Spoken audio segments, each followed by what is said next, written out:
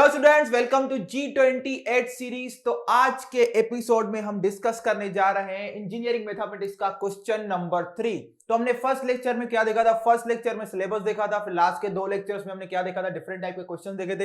एक क्वेश्चन हमने देखा था डिटर्मिनेंट का और एक क्वेश्चन देखा था सिस्टम ऑफ लीनियर इक्वेशंस का। यहाँ पे एक क्वेश्चन से eigen value and eigen vectors का। ओके, तो सबसे पहले आपको क्या करना है, ये क्वेश्चन एक दिन पहले ही आपके ऐप में आ जाता है। आप वहां जेनिक लाइव ऐप में लॉग इन करके अपने आप को रजिस्टर करके G28 स्कोर का एक कोर्स है, वो फ्री में आप परचेस कर सकते हो, फ्री ऑफ कॉस्ट है। उसमें रजिस्टर कीजिए और आप ये क्वेश्चन का आंसर वहां पे दे सकते हो। और जो स्टूडेंट ज्यादा करेक्ट आंसर देंगे तो उनको जो 24 दिसंबर को हमारा पेड कोर्स लॉन्च होने वाला है उसमें कुछ बेनिफिट्स हम दे सकते हैं। ओके, और जो नहीं देंगे वो मैं ऐसा बोलना चाहूंगा कि मतलब बहुत बड़ा कुछ फायदा खोने वाले हैं। ओके, तो आप दीजिएगा, बिल्कुल क्विज को अटेम्प्ट कीजिए। तो चलिए हम इस क्वेश्चन में बात करते हैं। ये क्वेश्चन मतलब बेसिकली जो आइगन वेक्टर्स की प्रॉपर्टीज होती है, eigen values and eigen vectors की प्रॉपर्टी, उस पे डिपेंड है। अगर वो प्रॉपर्टी आपको आती है तो ये क्वेश्चन 2 मिनट में सॉल्व हो जाएगा। इसलिए भले ही ये वीडियो छोटा बनेगा लेकिन ये क्वेश्चन बहुत इंटरेस्टिंग है, कॉन्सेप्चुअल क्वेश्चन है और गेट में पूरी प्रोबेबिलिटी है इस टाइप के क्वेश्चन पूछने की। तो देखो क्वेश्चन क्या है, ये हमारा G2803। If the eigenvalues of a 3x3 matrix are -9, 4 and 5, ठीक है, ये एक 3x3 मैट्रिक्स है, उसके आइगन वैल्यूज क्या है? -9, 4 and 5। Corresponding eigen vectors means -9 के करस्पॉन्डिंग क्या है आइगन वेक्टर? -2, 1 beta transpose. 4 के करस्पॉन्डिंग -4, 0, 2 ट्रांसपोज। 5 के करस्पॉन्डिंग आइगन वेक्टर क्या है? 1, 0, 1 ट्रांसपोज। ओके, रिस्पेक्टिवली, मतलब -9 के करस्पॉन्डिंग ये आइगन वेक्टर है, 4 के करस्पॉन्डिंग ये आइगन वेक्टर है, 5 के करस्पॉन्डिंग ये आइगन वेक्टर है। Then beta can not be equal to. तो देखो यहां पे हमारा कॉन्सेप्ट क्या लगेगा। अगर मैं यहां से सॉल्यूशन स्टार्ट करूं, मैं यहां से सॉल्यूशन स्टार्ट करता हूं क्योंकि सॉल्यूशन यहां पे हम बना सकते हैं। ओके, तो सॉल्यूशन अगर मैं स्टार्ट करूं तो ध्यान से देखो, ये तीनों के तीनों आइगन वैल्यूज क्या है? डिस्टिंक्ट आइगन वैल्यूज है। एक मैट्रिक्स है हमारे पास 3x3, उसमें तीनों के तीनों आइगन वैल्यूज क्या है? डिस्टिंक्ट आइगन वैल्यूज है। और हमें पता है, हमें एक चीज पता है, eigen vectors corresponding to distinct eigen values are always linearly independent. Okay, तो मुझे पता है यहां पे 3 आइगन वैल्यूज है। Let us say λ1 is equal to -9, λ2 is equal to 4 and λ3 is equal to 5। तीनों के तीनों आइगन वैल्यूज क्या है? तीनों के तीनों eigen values distinct eigen values है, मतलब तीनों के तीनों डिफरेंट आइगन वैल्यूज है जिनकी वैल्यूज क्या है? डिफरेंट है। इसके करस्पॉन्डिंग जो आइगन वेक्टर्स होंगे, लेट अस से v1, मैं इसको बोल देता हूं वेक्टर v1। क्या है vector v1? -2, 1 beta transpose. Okay, vector v2 यहां पे क्या है? -4, 0, 2 ट्रांसपोज। वेक्टर 3 यहां पे क्या है? 1, 0, 1 ट्रांसपोज। ओके, तो इसका मतलब है तीनों के तीनों आइगन वेक्टर्स क्या होंगे?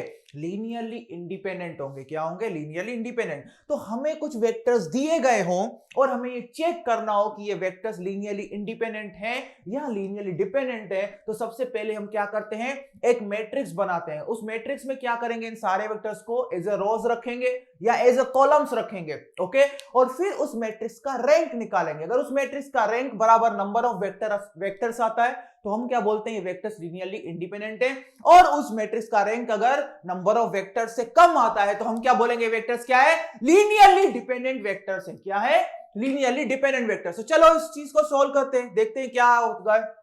यहां पे मैं बार नहीं लगा रहा हूं, सिंपली समझ जाना ये वेक्टर्स है। तो सबसे पहले हम क्या, ये एक्चुअली क्या लगा हुआ है? -2, 1 बीटा ट्रांसपोज मींस एक्चुअल में वेक्टर ये क्या है? कॉलम वेक्टर है। कॉलम वेक्टर जिसमें पहली एंट्री होगी -2, दूसरी 1, तीसरी बीटा। ओके, तो लेट अस से मैं मैट्रिक्स बनाता हूं ए, मैट्रिक्स ए बनाता हूं। उसमें क्या, पहला कॉलम जो मैट्रिक्स ए का होगा वो वेक्टर v1 होगा, दूसरा कॉलम v2 होगा, तीसरा कॉलम v3 होगा। तो मुझे बताओ मैट्रिक्स ए क्या बनेगा? मैट्रिक्स ए आपका बनेगा -2, 1 बीटा, -4, 0, 2, 1, 0, 1, 1, 0, 1। ये बना आपका मैट्रिक्स ए। ये आपका क्या बना? Matrix A. अभी हम इस मैट्रिक्स के रैंक से कंक्लूड कर सकते हैं कि नंबर ऑफ ये जो वेक्टर्स है वो लीनियरली इंडिपेंडेंट होंगे या लीनियरली डिपेंडेंट होंगे। अगर इस मैट्रिक्स का रैंक बराबर नंबर ऑफ वेक्टर्स आता है, मतलब इस मैट्रिक्स का अगर रैंक बराबर 3 आता है, क्योंकि यहां पे 3 वेक्टर्स है, तो ये तीनों के तीनों वेक्टर्स क्या होंगे? लीनियरली इंडिपेंडेंट होंगे। अगर इस मैट्रिक्स का रैंक 3 से कम आता है, 3 क्या है यहां पे नंबर ऑफ वेक्टर्स, तो ये वेक्टर्स क्या होंगे, लीनियरली डिपेंडेंट। क्या होंगे, लीनियरली डिपेंडेंट। तो चलिए हम आगे डिस्कशन करते हैं थोड़ा, इस क्वेश्चन को मिटा देते हैं, इस क्वेश्चन को मिटा देते हैं। यहां पे ऑप्शंस याद रखना, बहुत ही इंटरेस्टिंग क्वेश्चन है। Eigen values and eigen vectors की आपकी प्रॉपर्टीज ये चेक कर रहा है। ओके, क्वेश्चन सॉल्यूशन इसको समझना, कॉन्सेप्चुअल क्वेश्चन है। तो देखो क्या होगा, अभी हमें क्या चाहिए, हमें ये चीज पता है कि अगर तीनों के तीनों आइगन वैल्यूज डिस्टिंक्ट है तो तीनों के तीनों आइगन वेक्टर्स क्या होंगे, लीनियरली इंडिपेंडेंट होंगे। क्या होंगे, लीनियरली इंडिपेंडेंट। मतलब 100% इस मैट्रिक्स का जो रैंक होगा किसके बराबर होगा, नंबर ऑफ वेक्टर्स के बराबर, नंबर ऑफ वेक्टर्स के बराबर। तो हम क्या लिखेंगे, for V1 V2 and V3 to be linearly independent, और उनको होना ही है लीनियरली इंडिपेंडेंट क्योंकि तीनों के तीनों आइगन वैल्यूज क्या है, डिपेंडेंट, सॉरी डिस्टिंक्ट है। ओके, डिस्टिंक्ट है। For V1 V2 V3 to be linearly independent, rank of A should be equal to 3 which is number of vectors. यहां पे नंबर ऑफ वेक्टर्स कितने हैं, 3 है। ओके, और ये मैट्रिक्स की साइज भी कितनी है, ध्यान से देखो, 3 क्रॉस 3। कितनी, 3 क्रॉस 3। इसका मतलब क्या हुआ, इस मैट्रिक्स का रैंक 100% 3 होगा, 100% 3 होगा। और वो 3 क्या है, इस मैट्रिक्स का ऑर्डर है, क्योंकि मैट्रिक्स की साइज क्या है, कोई भी स्क्वायर मैट्रिक्स हो जिसका साइज होता है n क्रॉस n, हम सिंपली क्या बोलते हैं, this it is a square matrix of order n। तो इस केस में क्योंकि ये वेक्टर्स तीनों के तीनों वेक्टर्स लीनियरली इंडिपेंडेंट हैं, तो इसका मतलब जो मैट्रिक्स A है उसका रैंक क्या होगा, order is equal to order of this matrix. और कोई भी अगर स्क्वायर मैट्रिक्स है उसका रैंक अगर उसके ऑर्डर के बराबर तब ही होगा जब इसका डिटर्मिनेंट क्या होगा, नॉन जीरो होगा। डिटर्मिनेंट क्या होगा, नॉन जीरो होगा। क्लियर मेरी इतनी बात। तो कोई भी स्क्वायर मैट्रिक्स है अगर उसका डिटर्मिनेंट नॉन जीरो है तो उसका रैंक उसके ऑर्डर के बराबर होगा। और अगर कोई भी स्क्वायर मैट्रिक्स है उसका डिटर्मिनेंट बराबर जीरो आ गया तो मतलब उसका जो रैंक होगा वो उसके ऑर्डर से कम होगा। लेकिन यहां पे क्योंकि उसका रैंक उसके ऑर्डर के बराबर चाहिए, इसका मतलब इसका डिटर्मिनेंट क्या होगा, नॉन जीरो होगा। क्या होगा, नॉन जीरो होगा। तो चलो इस मैट्रिक्स का डिटर्मिनेंट फाइंड करते हैं हम।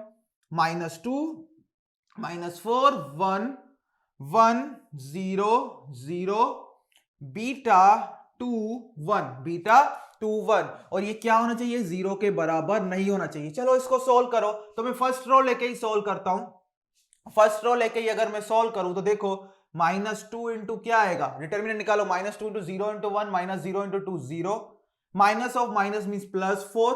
ओके, ये क्या आएगा, 1 into 1 minus beta into 0 means 1। Okay, 1 into 1 minus beta into 0 means 1, +1 यहां पे देखो क्या आएगा, 2 into 1 2 minus 0 into beta means 2। और ये किसके बराबर नहीं होना चाहिए, 0 के बराबर नहीं होना चाहिए, 0 के बराबर नहीं होना चाहिए। और वो सीधा सीधा दिख भी रहा है कि -2 इंटू 0 0 0 +4 +2 6 आ ही रहा है जो कि 0 के बराबर नहीं है। और यहां पे ध्यान देने वाली बात यह है कि आप बीटा की कोई भी वैल्यू ले लो, क्योंकि इस इक्वेशन में बीटा आ ही नहीं रहा है, बीटा की कोई भी वैल्यू ले लो, ये डिटर्मिनेंट हमेशा क्या होगा, नॉन जीरो ही होगा, नॉन जीरो ही होगा। देखो हमने सॉल्व कर लिया ना, -2 1 बीटा, -4 0 2 1 0 1। ओके, 1 0 1। तो यहां पे मैंने डिटर्मिनेंट निकाला, -2 इंटू 0 0 +4 1 माइनस बीटा +1 2। तो यहां पे क्या आ रहा है, देखो यहां पे आंसर क्या आ रहा है, 6 आ रहा है ना, और 6 0 के बराबर नहीं है। तो इस इक्वेशन में ध्यान से देखो, बीटा आ ही नहीं रहा है। This equation means we can say this determinant is independent of beta. This determinant, इसको हमने सॉल्व किया, फाइनल आंसर क्या आ रहा है, फाइनल आंसर में ऐसा आ रहा है कि डिटर्मिनेंट क्या है, बीटा, तो इसमें आ ही नहीं रहा है। This determinant is independent of beta. इसका मतलब क्या है, ये तीनों वेक्टर्स लीनियरली इंडिपेंडेंट होंगे। आप बीटा की कोई भी वैल्यू ले लो, आप बीटा की कोई भी वैल्यू ले लो, इसका डिटरमिनेंट हमेशा कितना आएगा, 6 आएगा। तो इसमें क्या आएगा, option D is correct. Okay, option D is correct. Option D is correct means any value of beta can be chosen, any value of beta can be chosen. कोई भी वैल्यू ले लो बीटा की, हमेशा ये determinant 6 आएगा। Means कोई भी value ले लो बीटा की, हमेशा ये सारे के सारे वेक्टर्स क्या होंगे, लीनियरली इंडिपेंडेंट होंगे। क्या होंगे, लीनियरली इंडिपेंडेंट। ओके, तो hence option D is correct. Hence the correct option is D. Hence the correct option is D. Okay, तो ये बहुत ही मींस क्वेश्चन बहुत छोटा था लेकिन कॉन्सेप्चुअल क्वेश्चन था। क्या था, कॉन्सेप्चुअल क्वेश्चन था। तो आई होप आपको ये क्वेश्चन समझ में आया होगा। सिर्फ यहां पे एक ही दो चीजें हमने यहां पे रिवाइज कर ली, दो चीजें ये रिवाइज कर ली। एक तो eigen values and eigen vector की प्रॉपर्टी हमने रिवाइज की। Eigen values and eigen vector की कौन सी प्रॉपर्टी हमने रिवाइज किया, ये रिवाइज किया, क्या रिवाइज किया कि eigen vectors corresponding to distinct eigen values are always linearly independent. फिर हमने देखा कि अगर हमारे पास कुछ सेट ऑफ वेक्टर्स हो, हमें चेक करना है लीनियरली इंडिपेंडेंट है या लीनियरली डिपेंडेंट, तो हम क्या करते हैं, सबसे पहले मैट्रिक्स ए बनाते हैं। मैंने इसको जनरली नाम दिया, जिसका फर्स्ट कॉलम क्या होगा, फर्स्ट वेक्टर, सेकंड कॉलम होगा सेकंड वेक्टर, थर्ड कॉलम क्या होगा, थर्ड वेक्टर। फिर हमने क्या देखा, हमने ये देखा अगर ये तीनों के तीनों वेक्टर्स लीनियरली इंडिपेंडेंट होंगे तो इस जो मैट्रिक्स बनता है इसका रैंक क्या होना चाहिए, नंबर ऑफ वेक्टर्स के बराबर होना चाहिए, डेट इज 3। और हमने ये भी देखा, हमें ये भी पता है कि अगर ये स्क्वायर मैट्रिक्स है, अगर ये स्क्वायर मैट्रिक्स है तो इसका रैंक उसके ऑर्डर के बराबर तब ही होगा जब इसका डिटर्मिनेंट क्या होगा, नॉन जीरो होगा। क्या होगा, नॉन जीरो होगा कि नहीं, मुझे बताओ। तो -2 -4 इसको हमने सॉल्व किया, 6 नॉट इक्वल टू 0। इसका मतलब क्या है, डिटर्मिनेंट में बीटा की वैल्यू कोई भी रखो, डिटर्मिनेंट हमेशा 6 आएगा। Means any value of beta can be chosen. Okay okay, तो आई होप इस क्वेश्चन में आपको आइडिया आ गया होगा कि different eigen values and eigen vectors के डिफरेंट प्रॉपर्टीज हम कैसे यूज कर सकते हैं। ओके, तो आई होप आप इस क्वेश्चन को एंजॉय किए होंगे। कमेंट सेक्शन में अपना फीडबैक जरूर दीजिएगा कि आपको क्वेश्चंस कैसे लग रहे हैं। हम बिल्कुल प्रीवियस ईयर क्वेश्चन नहीं उठा रहे, अच्छे क्वालिटी क्वेश्चंस बना के आपको यहाँ पे रिप्रेजेंट कर रहा है। ओके, तो चलिए हम फिर मिलेंगे एपिसोड नंबर, आज एपिसोड नंबर 4 है, एपिसोड नंबर 5 में मैथ्स के एक और अच्छे क्वेश्चन के साथ जिसमें डिटर्मिनेंट का कॉन्सेप्ट हमें लगाना है। तब तक के लिए सबको थैंक यू।